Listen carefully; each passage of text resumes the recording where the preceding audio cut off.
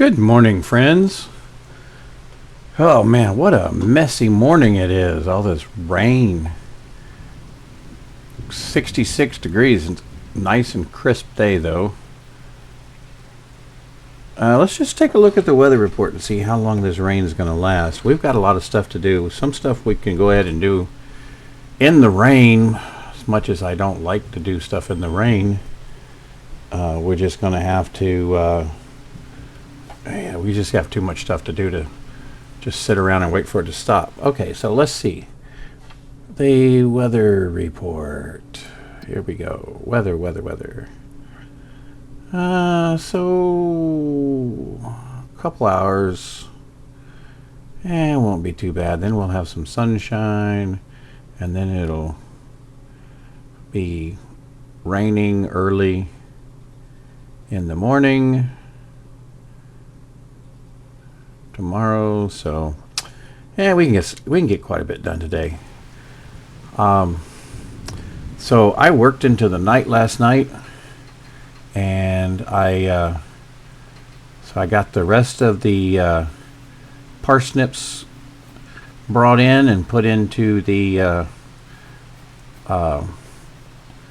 old potato cellar here. As you can see, we have 73,333 liters. That was a lot more than I was expecting off of that field. So I think I overestimated or underestimated, or whatever you want to call it, the productivity on that field. So we did that. The other thing that I did was I went ahead and, as you can see, there's no more straw on these fields. You know, for the calves and the pigs, we're going to need a little straw. Not 34 bales, really 34 and a half bales of straw. Plus I have those free ones they gave me up at the shop that I haven't even gotten yet. So, you know, I'm just going to turn that into some money maker. I'm going to, as soon as I can afford it, I'm going to get me a fermenting silo which will also make some TMR. I'll feed a little bit to the calves. They won't take much, and then whatever's left will sell. Well, they're low on water. We're going to have to get them some water and maybe refill their feed. The other thing I did was, before you got here, I went ahead and sold the stuff that I knew I could sell. But you know, if you've been following along with Crustu, he has kind of updated the rules a bit to where he's changed the amounts of eggs and honey. And so for the first year, you only need 2 pallets, and I have 2 pallets. And the other thing is, you need 1 pallet of honey, and I've got 1 pallet of honey. So eggs and honey, I'm done for the year. So any eggs that we get now, we can sell, and any honey we get now, we can sell. And so, looking over here, we have a whole pallet of honey. Raw honey, 100% natural. Good stuff.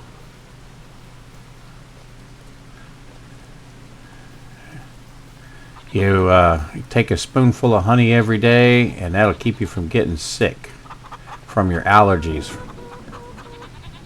We got another full pallet of eggs. We'll sell those too. Yeah, if you didn't know that about the honey, raw honey that is produced by local bees. It's got to be local bees. And it's got to be raw, as minimally processed as possible, because the bees make the honey from pollen on plants that are local to where you are, and it's the pollen in those plants that will trigger your seasonal allergies. So by taking taking a spoonful of honey every day, whether you mix it with tea or just take it straight, doesn't matter. You just take that spoonful of honey, and it will basically, it is like microdosing you with the stuff that is that you're allergic to, and your body builds up resistance, and then your allergies won't be quite as bad. Just a little bit of old country wisdom.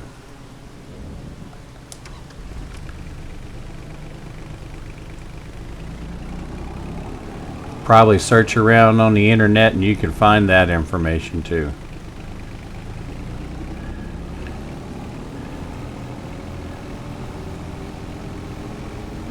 I used to live in an area that was kind of a bit of a prairie, if you could call it a prairie. Everybody else called it a prairie. It was flat. Made it a prairie, I guess. But we had, and we were pretty low.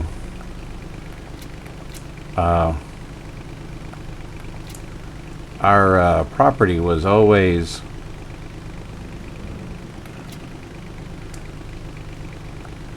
getting flooded, and well,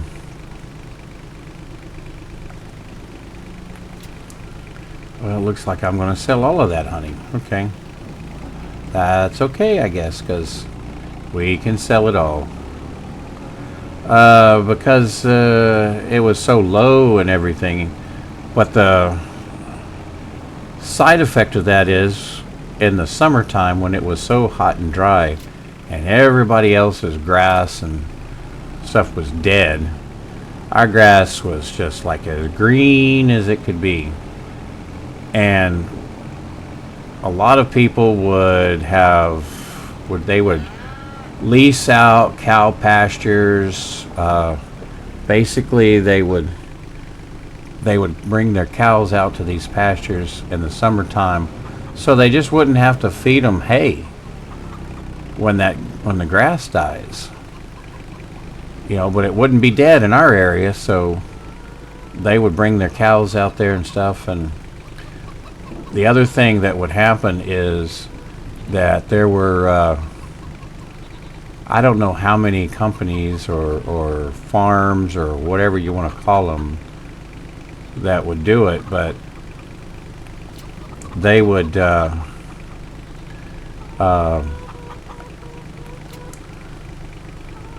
bring out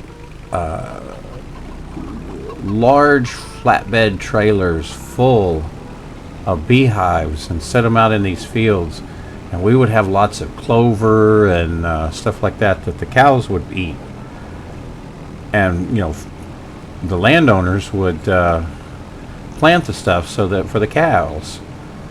And so we had tons of local honey.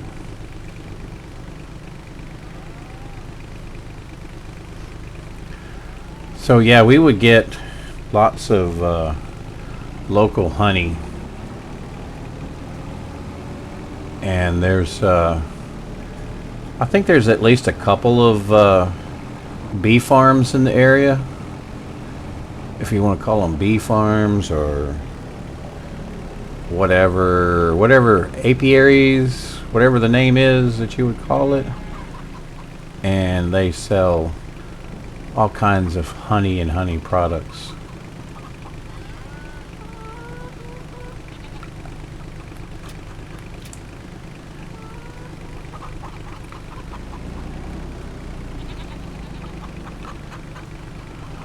It's a shame we gotta sell this and not save it for next year to make butter and cheese and all that with.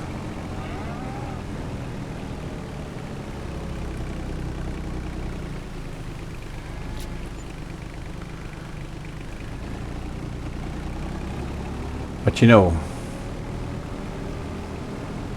cheese was created as a way to preserve milk. I mean, you know, in medieval days, when they didn't have Middle Ages, when they did not have refrigeration or anything like that, milk would spoil and go bad. So they learned, not sure how they came up on the process, but they learned how to make cheese. And cheese would last without refrigeration for a very, very long time. And it provided them a way of keeping their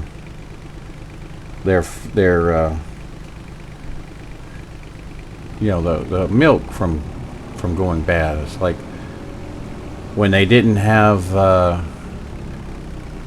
refrigeration for a lot of meat and stuff. I mean, my mom, when she was growing up, they didn't have an electric refrigerator.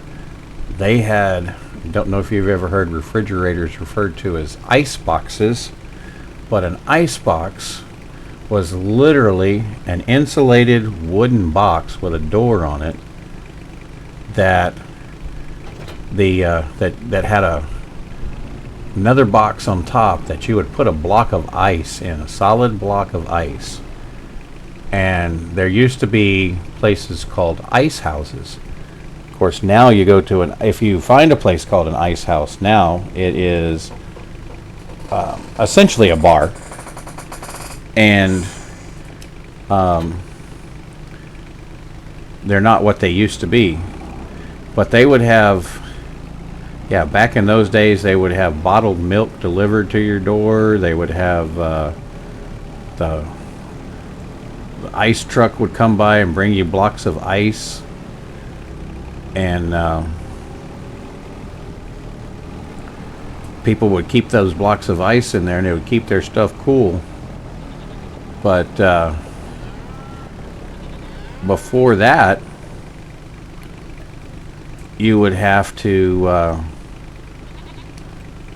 you'd have to have some way of preserving meats, and that's where the smoked meats and salted pork and all that kind of stuff came into existence, and beef jerky and all that. It was out of the need to preserve foods, so that, I mean, you think about it, like especially a small family, if when they butcher a calf, I mean, it's not a little calf like these little guys. They're much bigger, and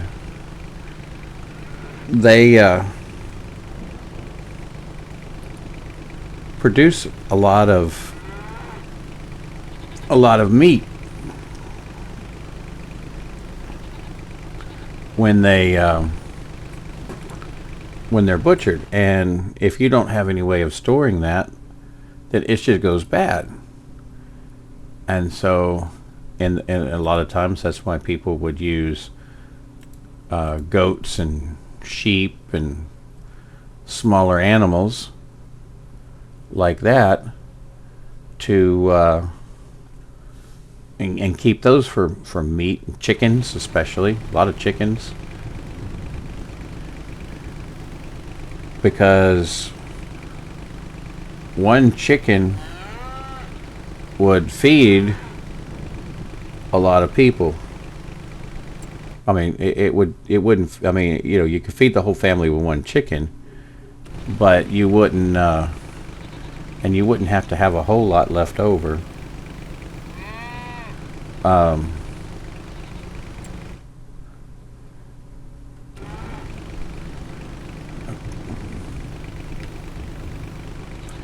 And then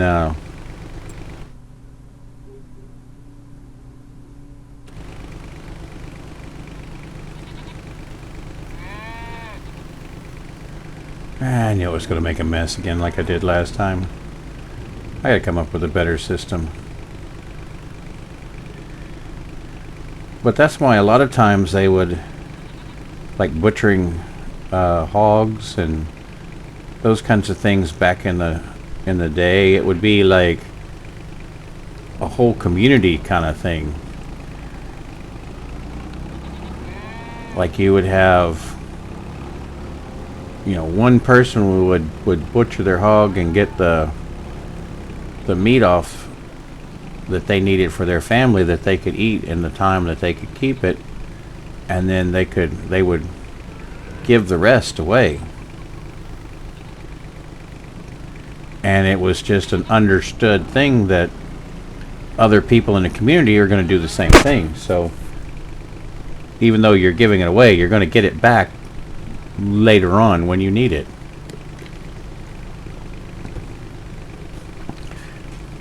Things aren't like that today anymore.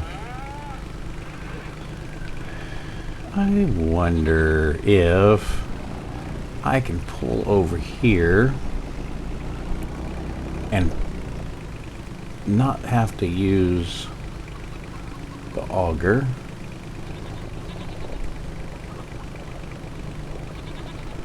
It looks like I can.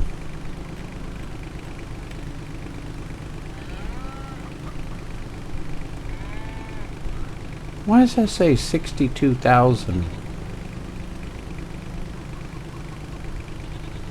when I had 73,000?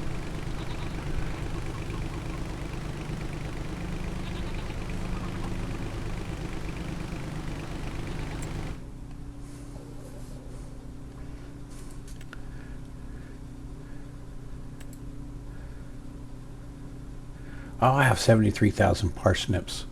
I was confused. That happens when you get old. Okay.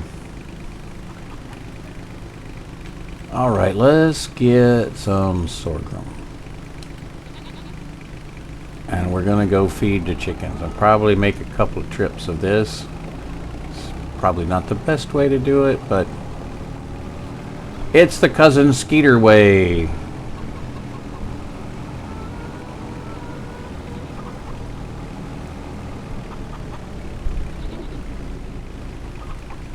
Here, chicky, chicky, chicky, chicky.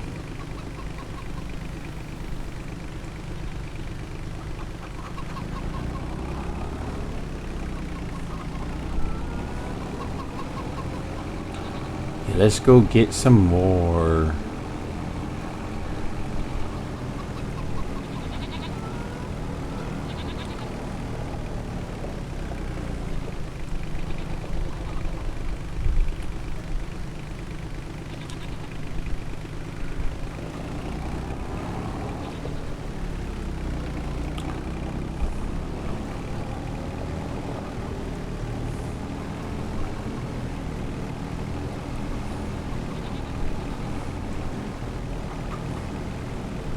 I did decide that I'm going to plant barley over there.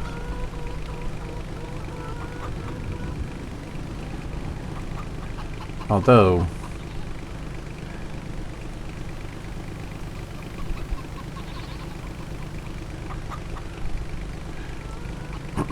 yeah, definitely, yeah, okay. I had thought of something, but that wasn't right. While we're here, we've got 490 chickens. We don't need 490 chickens. So let's sell some. Why don't we? I don't think we can do it from here. Nope. I need to go to the trigger. Just hit my head on the skid steer. Open animal dialogue. All right. Let's see. We got a lot to sell. So, if they're older than 6 months, they can have baby chickens. But they start laying at 4 months. And we have all the eggs we need for the year. So let's sell everything older than 6 months.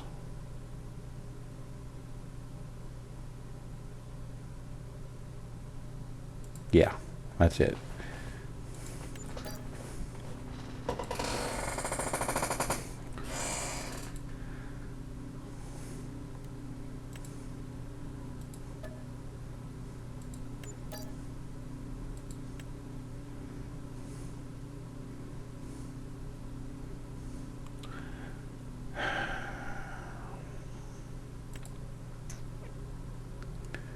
We don't make any money off of those, but we don't have to feed them either. So let's just go ahead. Huh?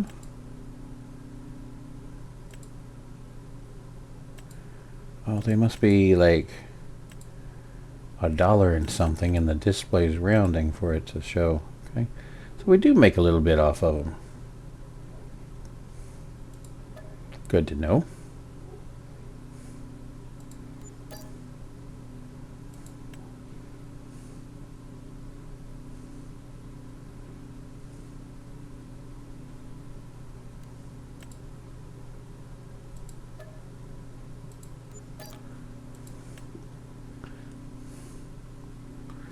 This will keep us from having too many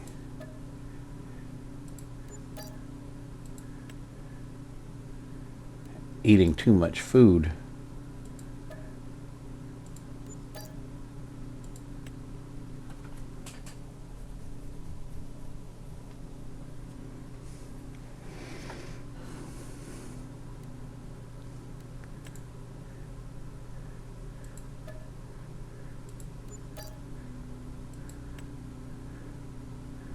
What I really wonder is, since I've already got all the eggs for the year,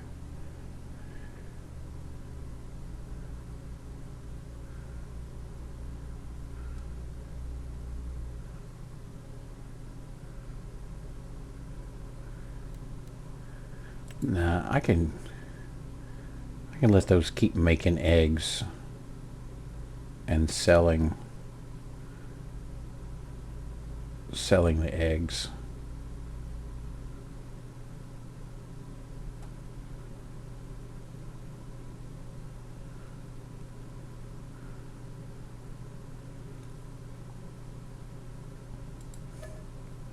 Yeah.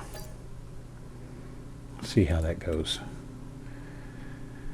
That should cut down quite a bit on my feeding for this rest of this year.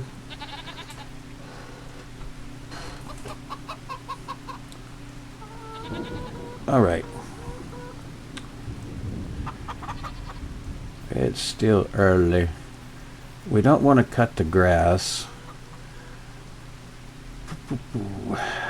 Let's see. Let's check our to-do list.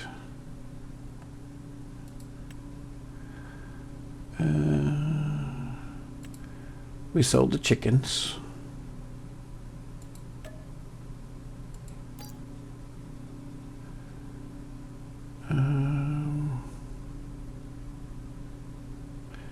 I think the calves now have plenty of food.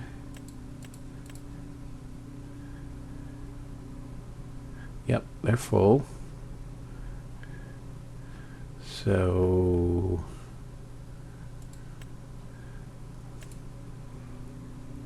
we've completed that one.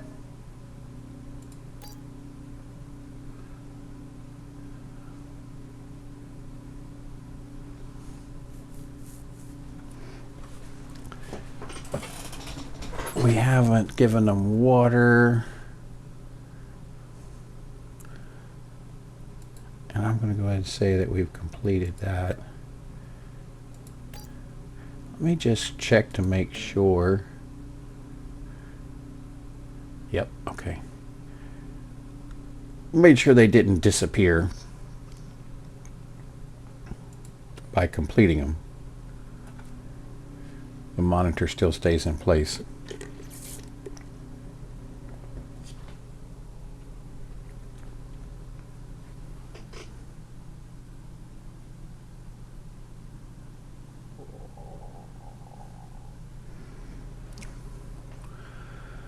Okay. Prepare the canola field. Let's do that. This morning I called and there was a they had a mulcher that was a really good price.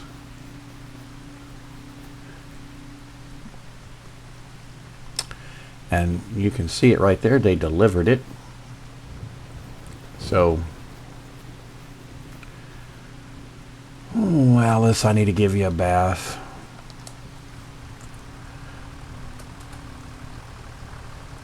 You would think with all this rain we're getting right now that there wouldn't be any more dirt on it. It would wash it off. But, you know, I guess sometimes it just gets so caked on you just can't get it off. Alright, so this field right here is the canola field. We planted sorghum in it so we'd have extra sorghum. So let's unfold.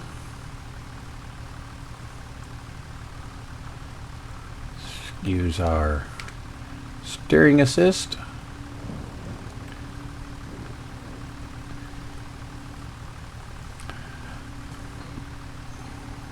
And we can drop this down.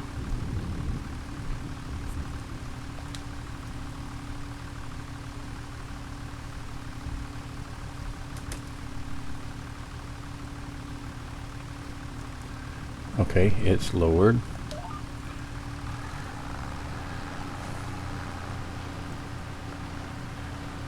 Yep, we want to get as much of the bonus as we can. We didn't mulch it the first time, but we are going to mulch this time.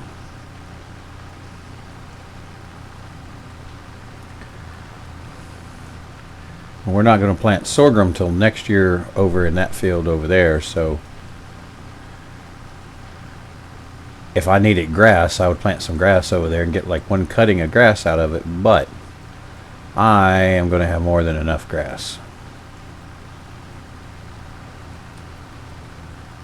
At least this year. I mean, if it looks like I'm going to have a problem with it by next year, I'll be able to, I'll have time to put some in there, and then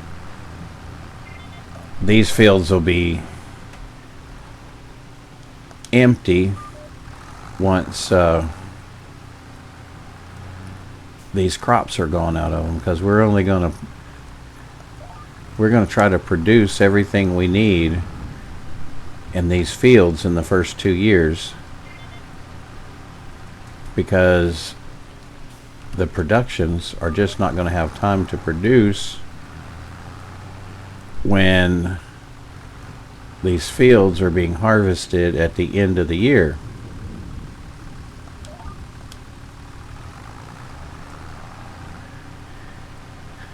Which is one of the things that makes this challenge so challenging.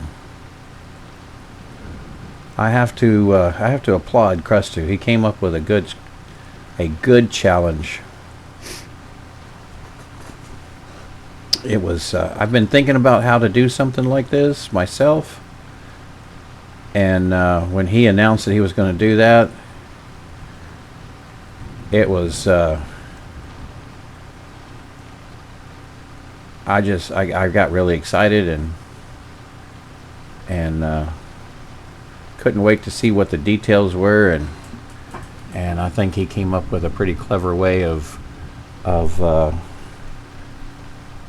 making it a challenge. Because I mean, you know, I had said, well, you're going to have, you know, my version was going to be, well, you had to have so many animals, and you had to have you know, a certain number of animals, a certain amount of crops, and that kind of thing. And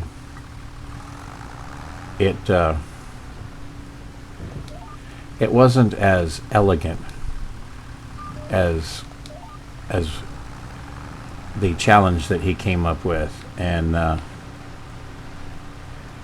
it got me thinking. I've kind of got an idea in the works for making a mod that will allow you to have a house that you can put products in, and rather than selling them, it just consumes them.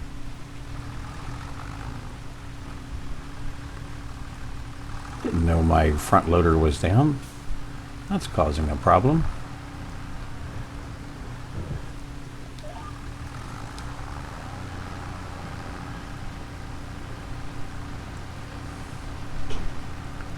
But that'll give us some kind of realistic, add some realism to some of the playthroughs you want to do. Is if you have to, because that's kind of one of the things that's always been lacking is, you know, you're selling crops, but what do you do for food for yourself? I mean, you know, it's not a cooking simulator, so you don't have to go cook stuff in the kitchen or have recipes or whatever. But you know, a lot of farmers that are the smaller farmers that especially like a homesteader like this would do, that's they grow their own stuff, and you know, they don't go to the store and buy as much stuff. Now, even though where we are here, near, not too far away, is Beaumont, and in the Beaumont area there are lots of rice fields. You know, like I was telling you that the earlier, that the ground is flat and prairie and it floods a lot. Well, that just continues on further, and really all they had to do was like build up levees around fields, and sometimes they have to pump and sometimes they don't, and it's kind of interesting.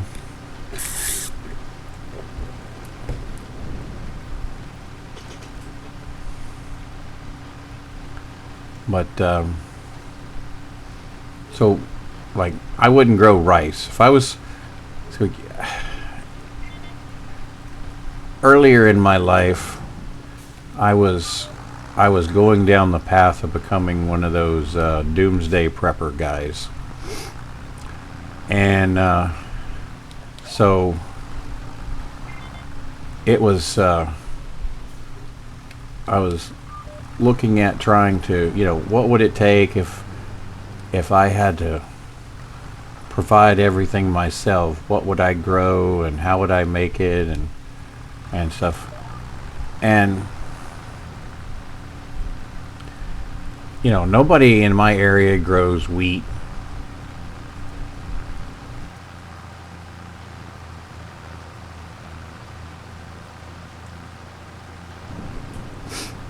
Nobody grows wheat or barley or any of those grains. We'll do corn. We do have sorghum. Crop called Milo. I don't know. I'm not sure what. I haven't seen it in the game, and I don't know. But I know it's something that you feed animals. Yeah, we have. We'll do lots of beans and peas and legumes and stuff like that.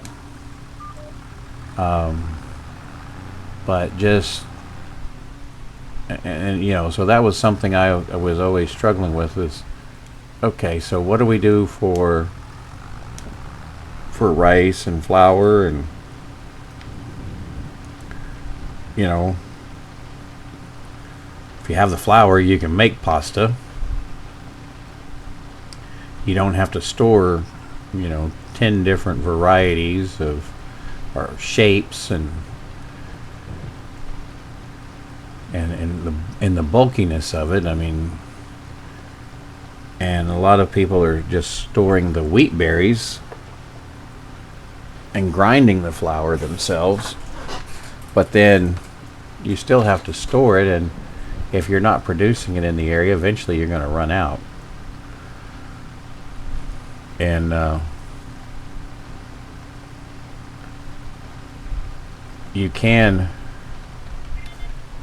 people can grow oats around here. There's some people that'll grow oats, plant them in their field for the horses, and they'll plant a ryegrass or winter rye, so that the horses and some cows will have something to eat on in the wintertime. But for the most part, we don't really grow grain, so I had pretty much decided that we were going to have to use bread that was from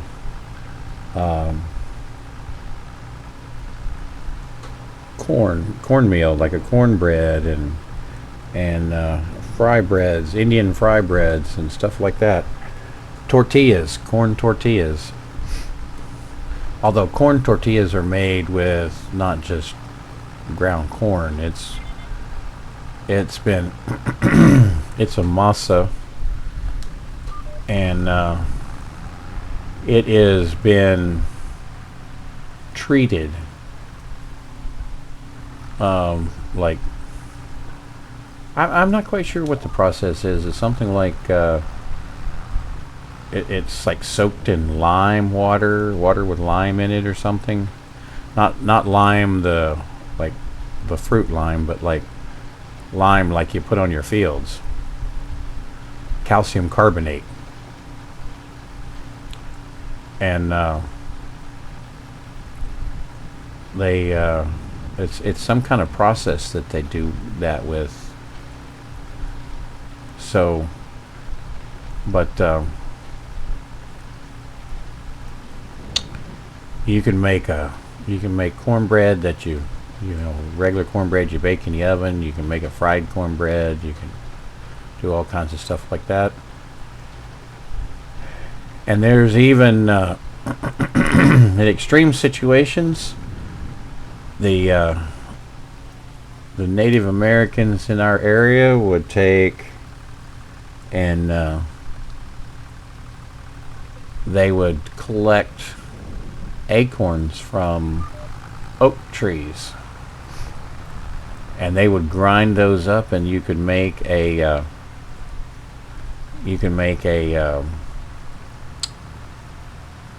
a meal, like a flour out of them, and they would make some kind of bread.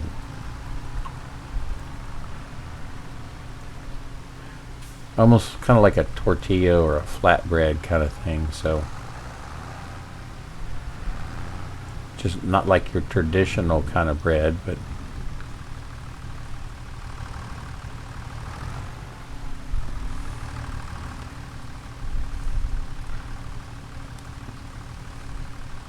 I was going to try growing some wheat. But our temperature and weather patterns are just not real conducive to the milder climate, stuff like that.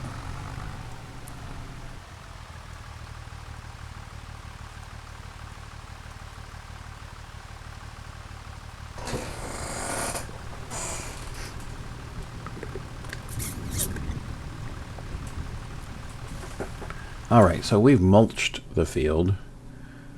Now what do we need to do to it? This is our canola field right here. No, that's not the canola field. That one right there is the canola field. Mulched. Okay, does not need plowing. Needs fertilizing, but does not have weeds.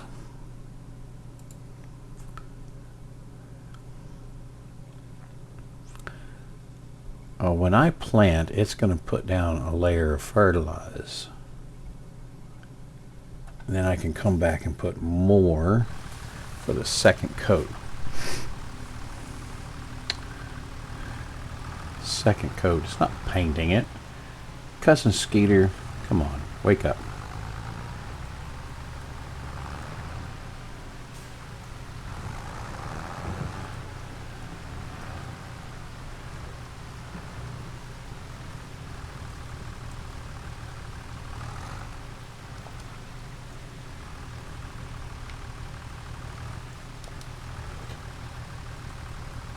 All right.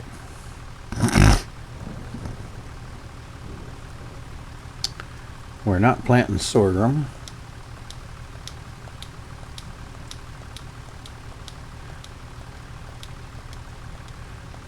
I'm going to plant canola.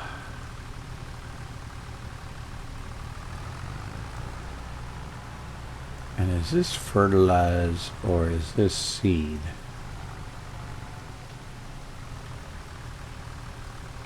I think it's seed. Yep.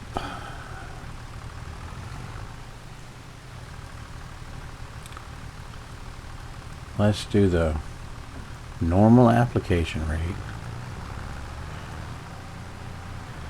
We're going to have to get some more fertilizer.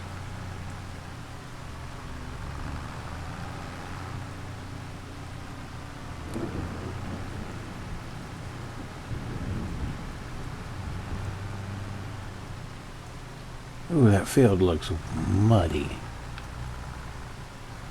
I hope I don't get stuck.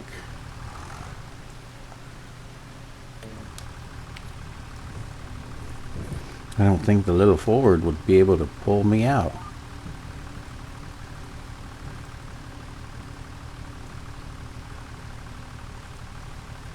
Don't have to turn it on, just need to lower it. And on planting we go.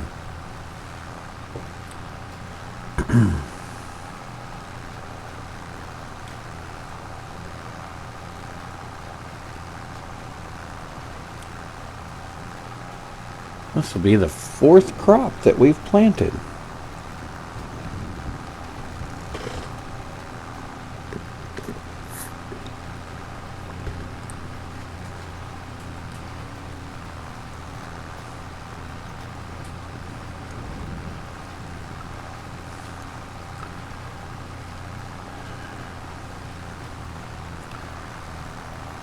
Yeah, now I know I haven't said anything about it, but just if anybody's wondering what I'm going to do about the pigs, I have a secret weapon for that. That when the time comes, I'll share with you.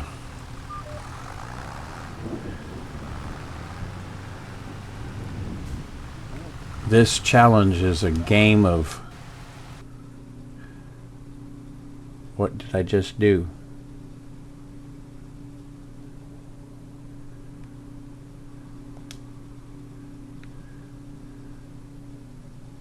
Everything just froze.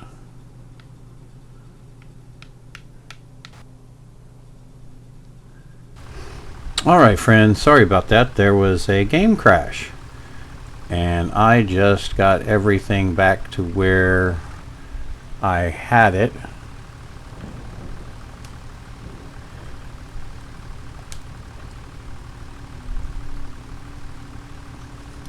And let's hope it doesn't crash this time. I did save before I started planting the canola, just in case. I don't normally have the autosave on. It doesn't really autosave unless you go into the menu anyway, so it always, every time I'm wanting to go in the menu, I want to go in the menu. I don't want to wait on it to autosave, so I get frustrated with that. So I turned it off. There used to be in 22 there was a mod that would periodically save no matter what.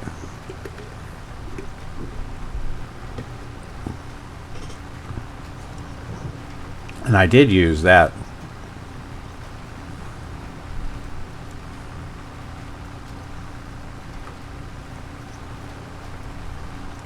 I have learned throughout my career that it is best to save and save often.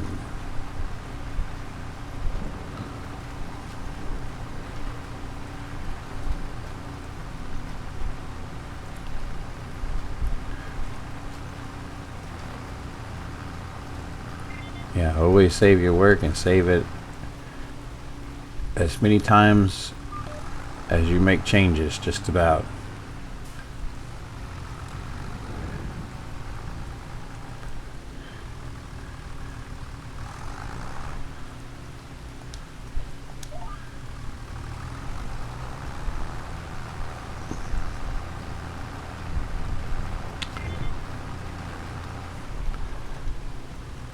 We'll see what our time looks like when we get through planting this.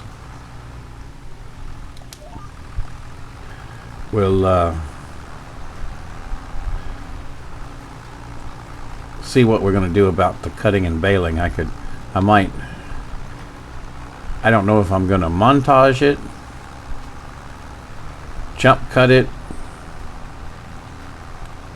time lapse it, or do it in another episode or off screen.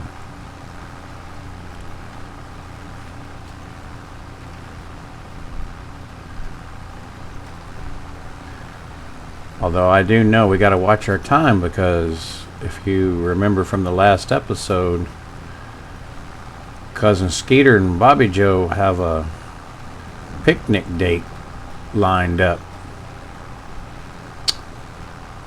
Cousin Skeeter sure doesn't want to miss that.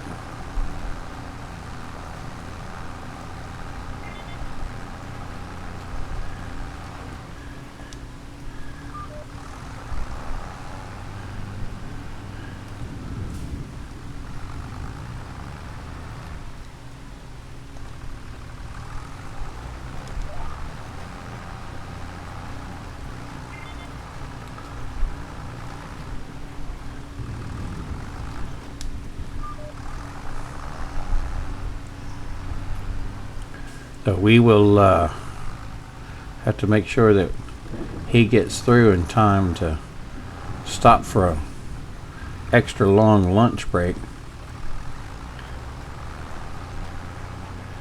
Rain should be done by then. It should still be pretty cool, I think. So it should be once the rain's gone, it should be a good day for a picnic.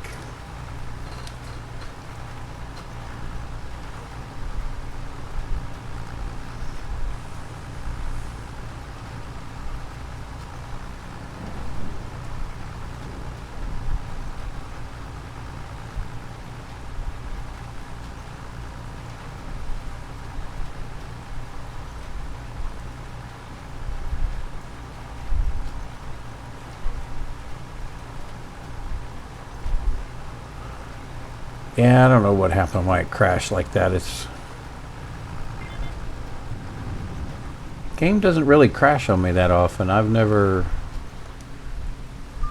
haven't had that happen in a while. I've had the editing software lock up on me, and I thought I had lost my whole editing session. It turned out that it had saved it for me. Or maybe it saved all as we go along. I'm not sure. I'm new to it. It's new to me. We're not familiar with each other yet.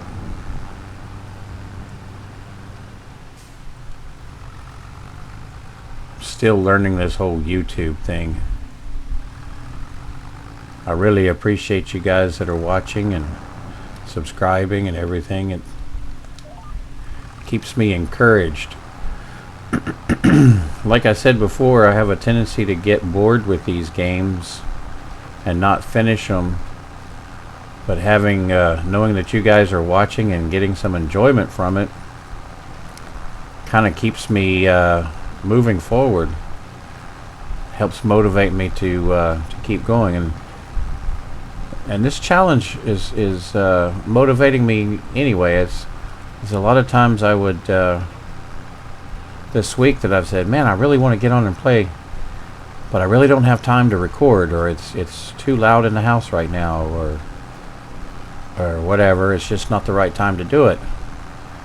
And so I'm like, I gotta play, but I can't. So I try to sneak in some off-camera stuff from time to time. But I don't want to do too much of that. I like to bring y'all along with the adventures of Cousin Skeeter.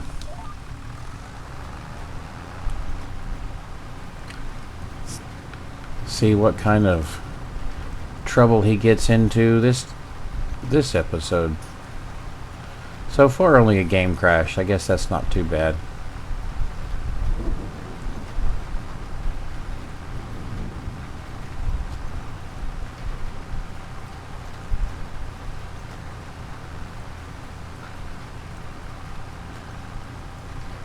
I could mulch that over there, but I think I'm not gonna plant that in sorghum again next year. I'm not gonna plant anything this year. The only thing I could plant in there that would be of any that would fit on the schedule would be grass, and unless we start making just like huge amounts of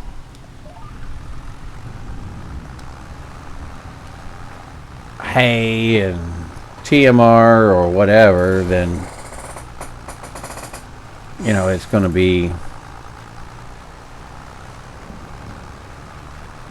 I don't know, but at least I'm going to turn that straw into silage, and we can sell that, keep some for the pigs and the calves.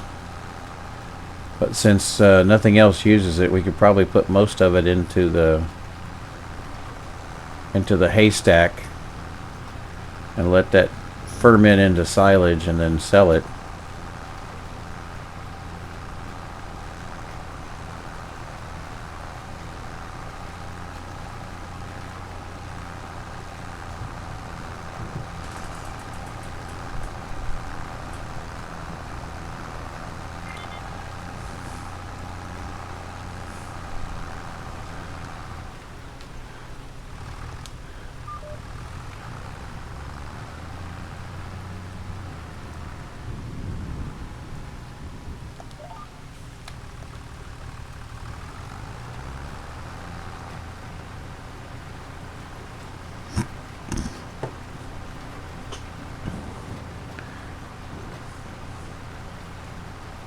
We'll get this canola planted.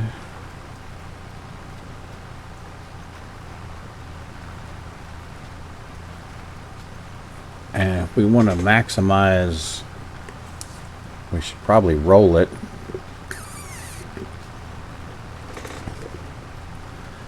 Let's see if I can find a cheap roller. I think I saw one in a sale, but I don't know what the price of that would be compared to maybe a cheaper one, maybe an older one that's newer.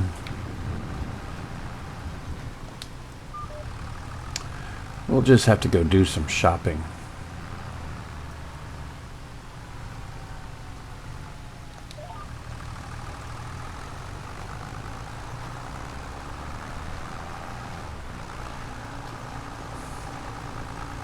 We'll have to remember to fertilize this. I made sure to remember to turn off the double application fertilize.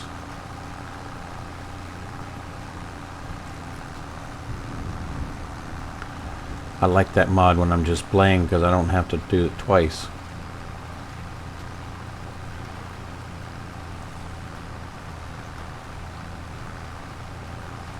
But when I'm recording episodes, I'm gonna try to remember to turn it off.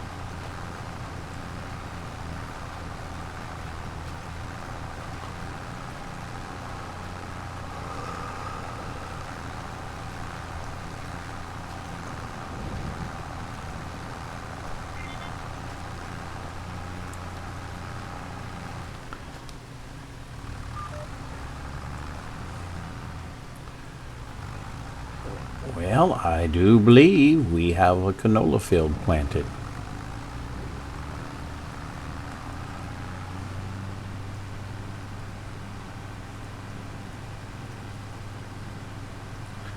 Let's just see what we can.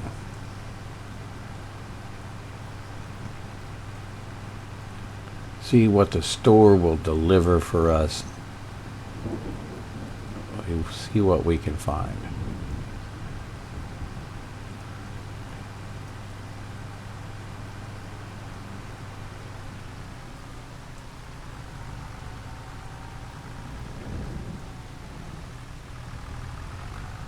Got a little close there.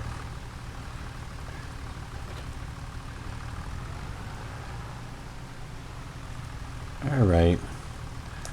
I also, when I redid things, you can see I went in and got a bag of fertilizer too. Since I had to redo everything, it kind of got knocked over there. Why is my super strength on? Well, I'll drag this over. Turn off the super strength. Okay.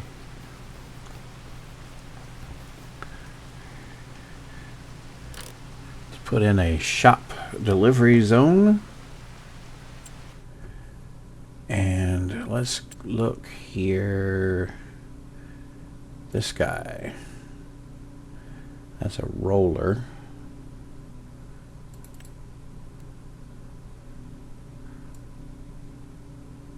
$3 meter.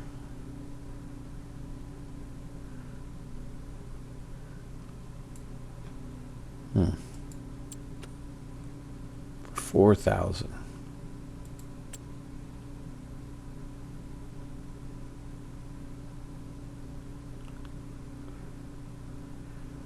Roller.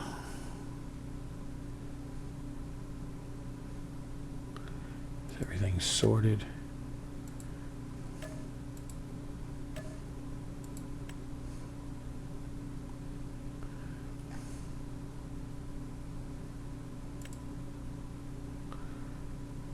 That's 3 meters for $900. I mean,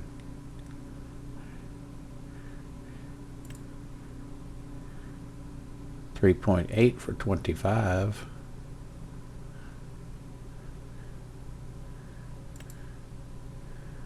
$5.2. I think that's going to be the winner.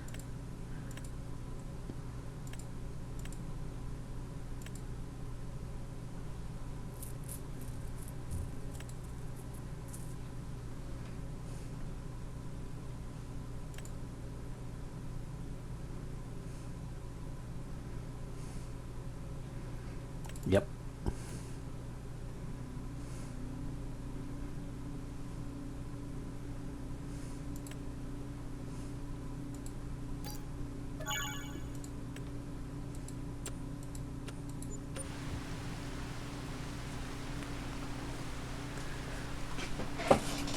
All right.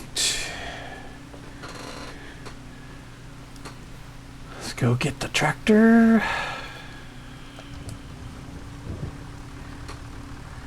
Get that field rolled real quick.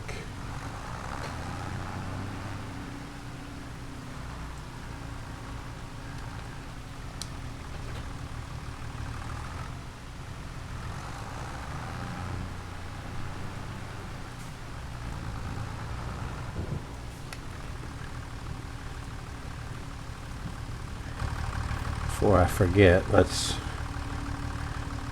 turn off that shop delivery.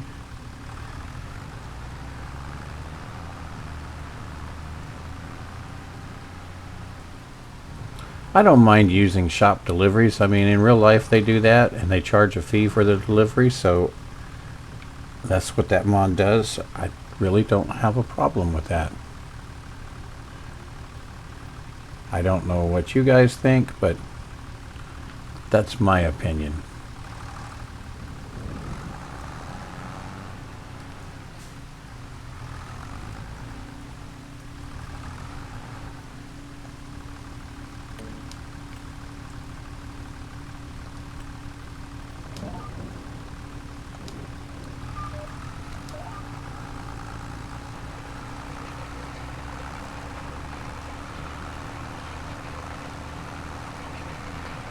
Yeah, I hate rolling. Most of the time you can't even tell. You kind of can here. There's a bit of a difference in the color. It's kind of hard to tell though. Sometimes you can really tell the difference, but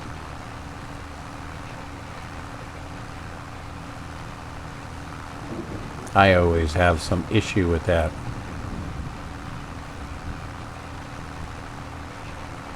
That's why I like the steering assist and when doing jobs like this.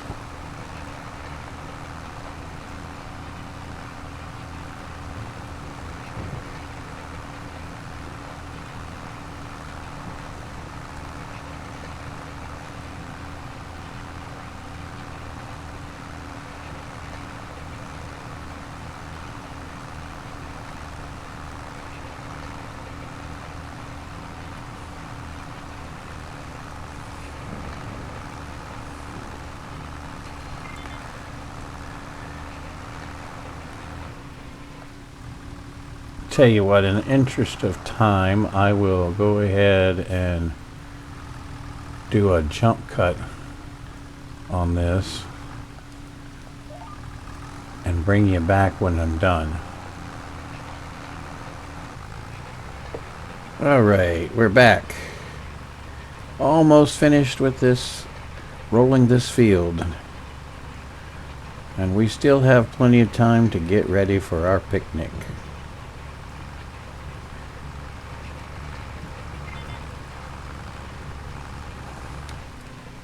We'll cut the grass and bale it after we get done with our picnic.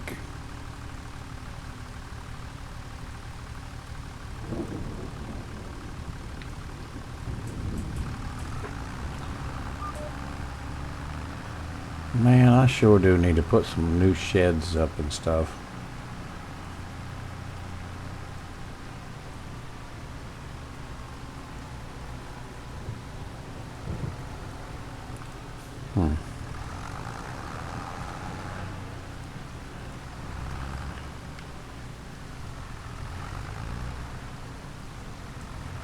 I'm running out of room to put things.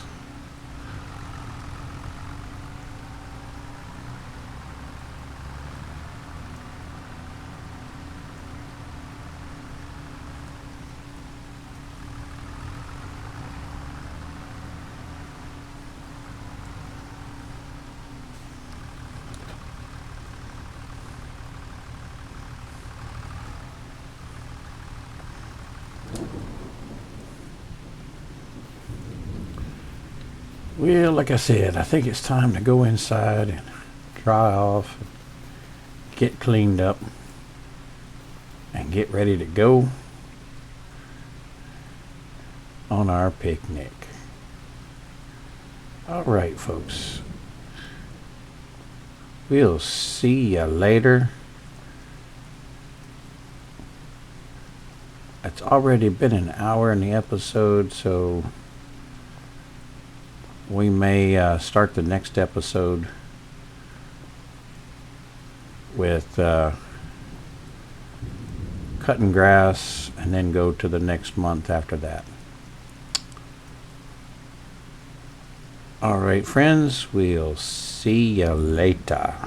Oh, and by the way, before we go, if you could remember to, if you haven't already, to subscribe. Ring that bell for notifications. Give me a thumbs up if you like what you see. And share some comments. I'd love to hear from you. I'd love to hear what your thoughts are about things that I've talked about, or things you'd like to hear me talk about or not talk about, or whatever. Just anything. Let me know you're out there, and I'll do my best to write you back and let you know that I'm paying attention to the comments. All right, my friends, have a good day, and we'll see you next time.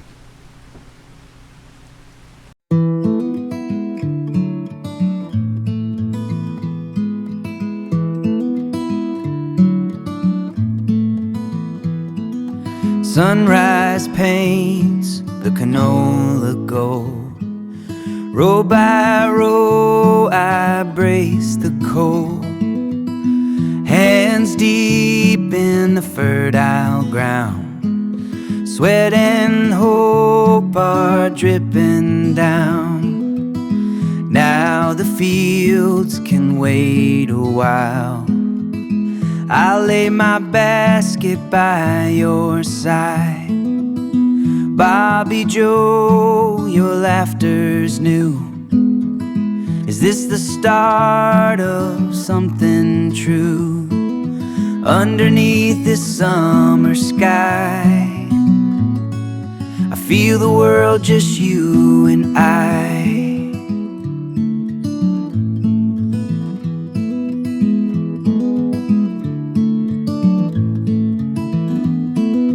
Blankets spread on velvet green. You pull me close like in a dream.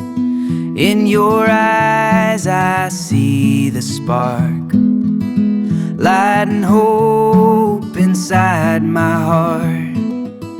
Now the fields can wait a while.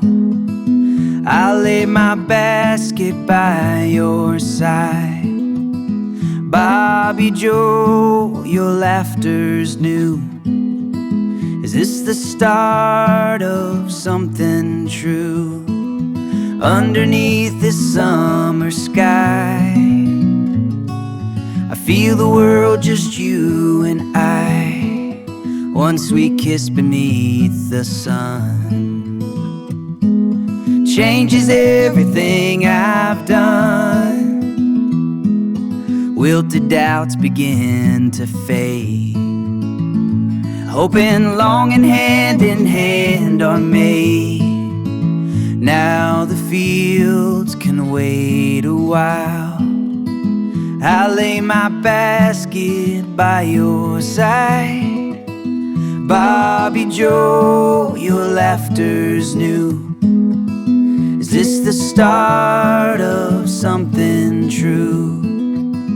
Yes, beneath this summer sky, I think our story's just arrived. Is this the start of